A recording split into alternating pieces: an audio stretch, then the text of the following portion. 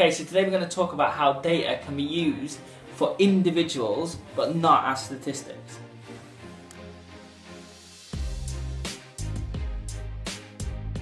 There's a lot of sort of misconceptions around how data can be used and how it actually is put in place in schools. So schools often focus on percentages, statistics, averages, whereas what I would really say is that they are, in most cases, completely useless to supporting the pupil. And again, the point has to come back to, why do we do the data? We do the data because we're trying to support the pupil. If we're not trying to support the pupil, why are we doing it?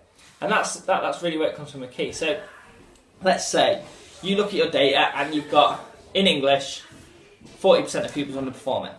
And you could break that down for you. Go, how many are boys? 27% of them are boys.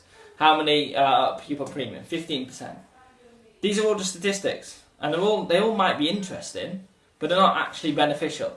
It's like kind of, what I often compare it to is if you watch like a football team and at the end of the match they'll give you a load of stats. They'll say they ran 77 kilometres, they took 25 shots, 17% of them were on target. They can tell you all these stats, but actually to benefit that team, to actually improve that team, they are useless. What's actually useful for them is to look at each person, see how they're performing, look at what they're doing. What are they strikers? Should they concentrate on shooting more? Should they concentrate on passing the ball?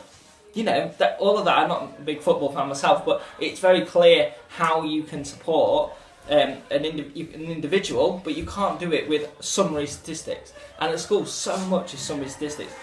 So going back to the English example, if you've got, 40% of students are underperforming, what difference is it whether it's 40%, 20%, 55%, 90%?